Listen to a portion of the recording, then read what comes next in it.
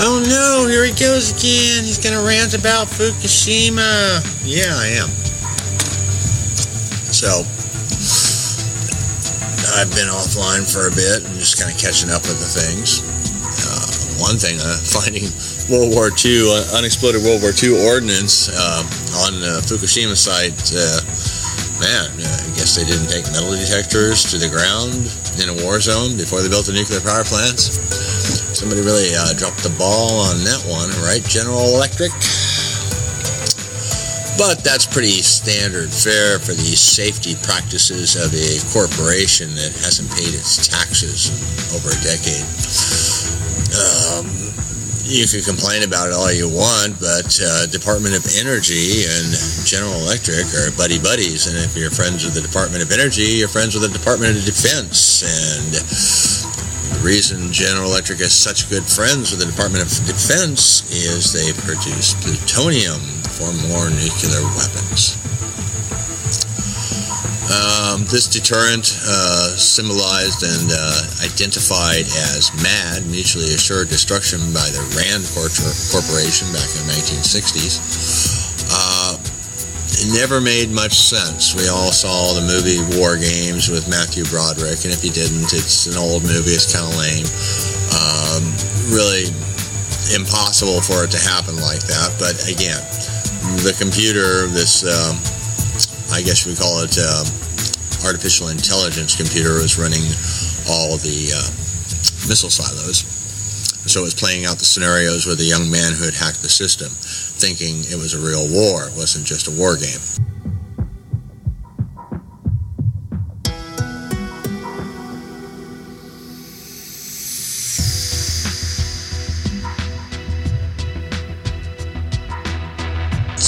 Sets off all these alerts across the nation and has the Air Force panicking. In reality, the artificial intelligence comes up to the conclusion it's like tic-tac-toe. The best way to win the game is not to play at all, because it always comes out a cat's game. You cannot win a nuclear war. So knowing this, we can take all the superpowers, Russia, China, England, India, Pakistan, well, maybe India, Pakistan, the United States, and it's fairly reasonable that one can assume we will never press the button for an all-out nuclear conflagration. It's just mind-boggling that would even be a potential, because it would just destroy the human race. There would be no surviving it. Life would become impossible, save for the cockroach and maybe the swine. All hail cockroach and pig, yay. They would evolve into some kind of mutated species, perhaps to take the niche of humanity and make it to the apex of the food chain. We don't know. It would be interesting to watch, but we won't be here to see it, if that happens. The reason I'm telling you all this is you have to realize that there are people in government that do have the power to press the button or not press the button, and this is all the governments of the superpower. So are they either classically insane, sociopathic psychotics that want to do this? I think not. They're more compelled by greed, personal power, and personal accountability is the last thing they want. And by pressing the button, they would be held accountable by the dying and the dead. They couldn't live with that. They're not soldiers, they're politicians.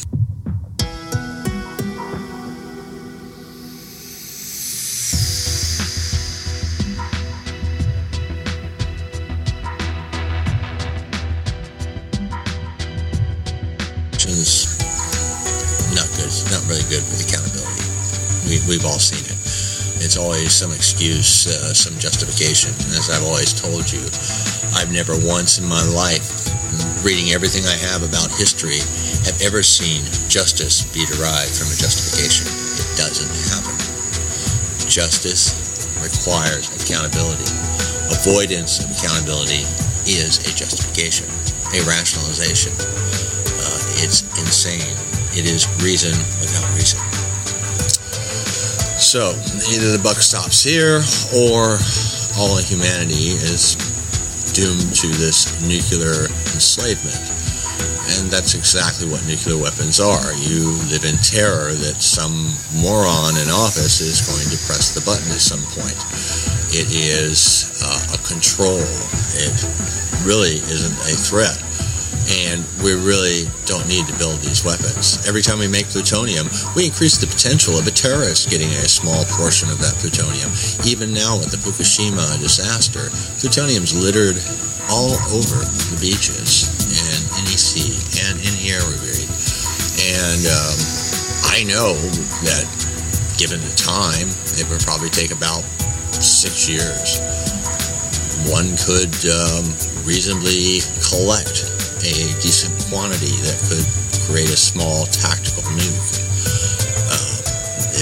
Possibly that there's someone out there already trying to do this. Not me.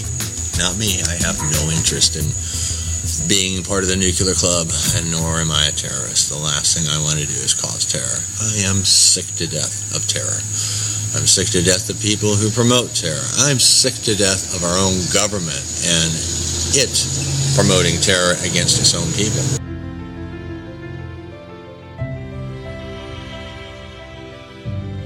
Because that's what nuclear war is the threat of this ultimate violence that will keep you in check. It's not really so much for our enemies, it's so much for the government to maintain control on you. If you don't believe me, if you think it's all about national defense, you're sorely misguided. So, knowing this about nuclear weapons, knowing that the source of plutonium is fission reactors, that electricity is just a side byproduct, knowing that every commercial reactor that supposedly produces energy in this country, what are we at, 7% is produced by nuclear power in this country, maybe more, maybe 17%, I always forget. The point I'm trying to make here is not one of those reactors turn a profit. They are subsidized by your tax dollars. Every one of them. They are making no money whatsoever. They are the biggest boondoggle in energy production history. You know, you cry, oh, we don't want coal, it's too dirty. Well, guess what? If you like electricity, you're stuck with coal, baby, because nuclear is not the answer. Nuclear cannot produce the volume. And nuclear has waste that will have to be seen to for 1 million years. You can't just bury it. There's aquifers you got to worry about. There's constant dynamics in the plate tectonics of our planet. You can't just bury it. Salt mines are no answer. We've seen what happens with a little bit of water breaks through a salt mine. It dissolves the whole cavern. It's gone. And so it's right in that man puts the isotopes right now aquifer, and then you're drinking it. So underground is not a solution. Shooting it into space is not a solution. Rockets blow up. Rockets crash. We don't have a perfect launch system. We've got a good one. NASA does a damn good job. But we're talking 1 in 20 are going to blow up. So you can't launch it in space. So aside from we keep making new spots that are uncontaminated into contaminated spots by moving the waste there, I have a novel suggestion. Why don't we take the nuclear sites, where the power plants are right now, which can never be used for anything else for the next 400,000 to 500,000 years, and make those depositories of nuclear waste. We keep it on the surface, we erect some sort of a decent sarcophagus for it, and we hire teams to basically patrol and guard that stuff and keep it in a sarcophagi. The point I'm trying to make is that is the only viable solution, and we need to stop producing the nuclear waste. They keep saying, oh, well, we're using it for medical purposes. No, you're not. You're using a percent of a percent for medical purposes, and even then, most of it's non-viable medicine. It's experimental medicine on the very edge of big pharma. There is some nuclear medicine that does use some of the waste isotopes, but it's even a smaller and smaller percentage, and those isotopes can be produced without this massive waste production by industrial nuclear power plants. Fission is a dead end. And when I mean dead, I mean that in a literal and figurative term. We need to stop splitting atoms now. We have little time left, and even if we stop, it may already be too late. I can't make any promises anymore. We have gone too far at Fukushima. It is the figurative straw that is breaking the planet's back. I don't know why everyone still screams about climate change, and you never hear them say, well, I'm worried about Fukushima. It's like they have blinders on. Climate change, the oceans are going to rise. Well, the Pacific Ocean is contaminated, so who cares if it rises? You just made the world's largest nuclear waste dump, the Pacific waste dump. It is completely contaminated. We have verification from Ken Bessler at NOAA that cesium-134 and 137 are washing up on the shores of California's beaches. So you kids that surf that or swim it, or you guys running on the beaches and breathing in that early morning misting air, knowing you're adding days to your life, actually you're not. You're breathing in cancerous isotopes in that mist, because as the water evaporates, it carries these atomic particulates up into the mist, and you breathe it into your lungs. And barring Ken Bessler's glaring omission and saying only cesium is found, and that they cannot afford to test for plutonium, americium, polonium, strontium, and all the other wonderful deadly isotopes that go along with fission meltdowns. He's sort of giving us a denial. You see, cesium-137 and 134 have limited half-lives, and half-lives aren't even the whole picture. But we can say 134 is 7 years, and 137 is 36, 37 years. So that doesn't sound so bad. That's why he is admitting to that. When you look at the half-life of plutonium at 24,000 years, well, that tends to scare people, because 24,000 years means that one little particulate of plutonium can go into, I don't know, a few thousand people's lungs and kill a few thousand people in that same particulate. And now you've got billions of them floating around the atmosphere.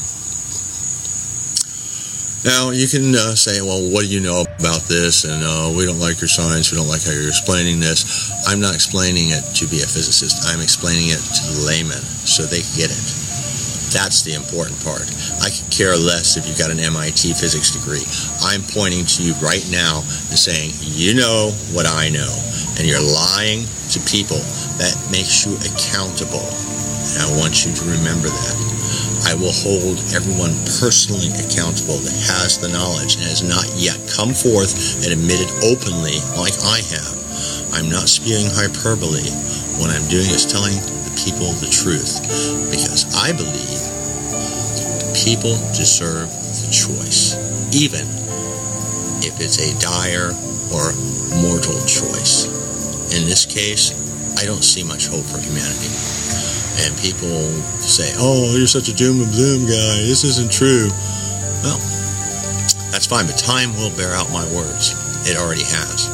I have a 98% rate of accuracy on this, and anyone who's been following me since the beginning will verify that for you. I'm not an idiot. I'm not a whining, panicky boy. I am somebody who is seriously contemptible about. I have so much contempt for the people in the industry lying to us right now. It's, well, that's why I'm out in the woods.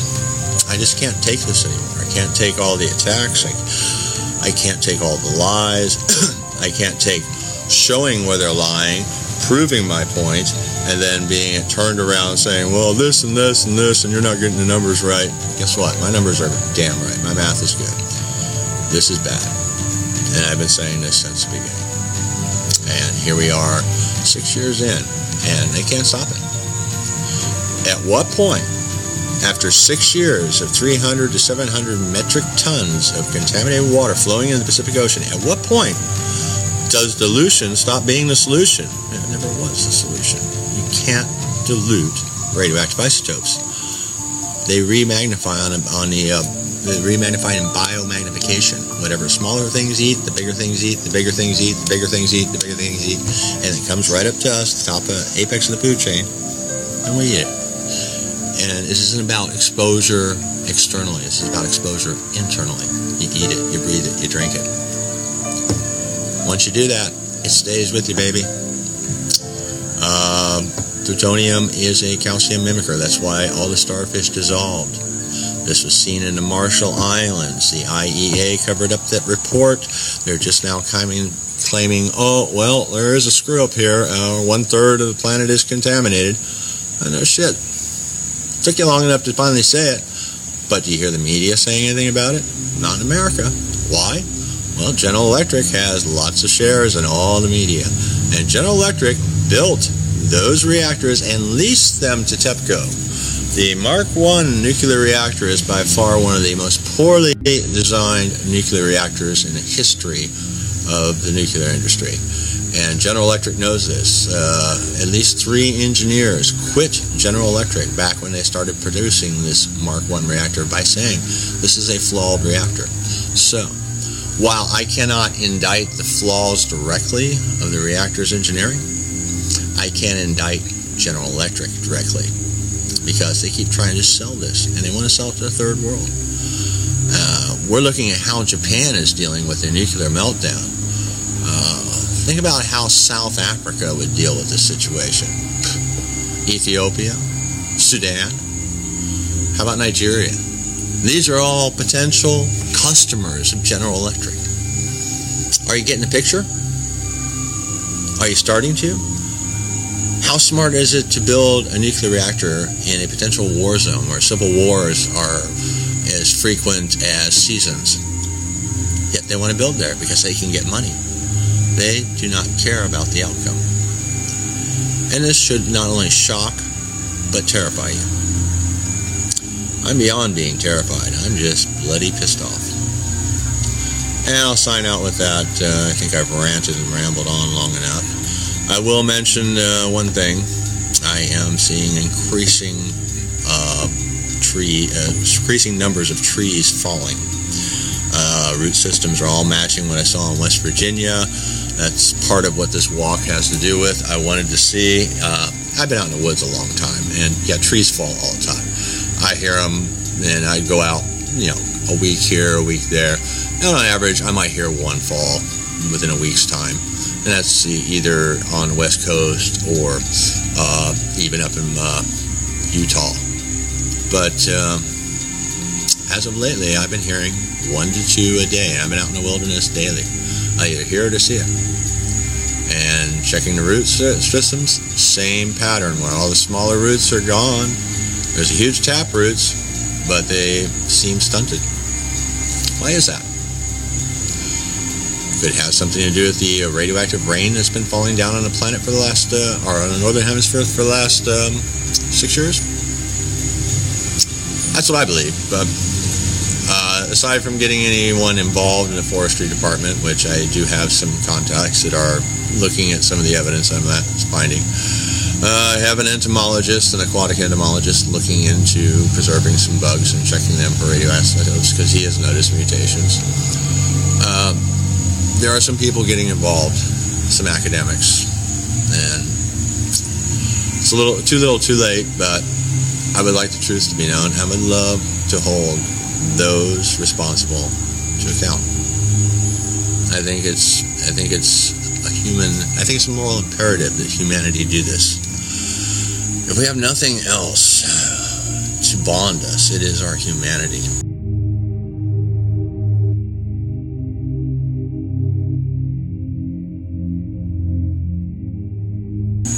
If there is no reason other than our passion to live, then we must fight to live.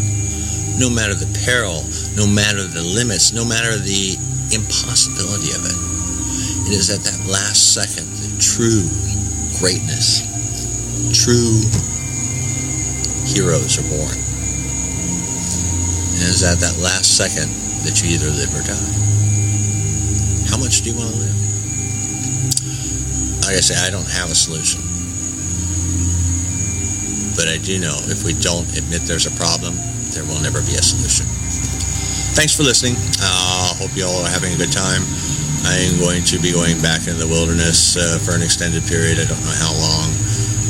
But I will try to get back with you as soon as possible. I probably will be online for another 10 to 15 hours at least before I sit back to my little primitive world of no power, no signal, no internet, no phone.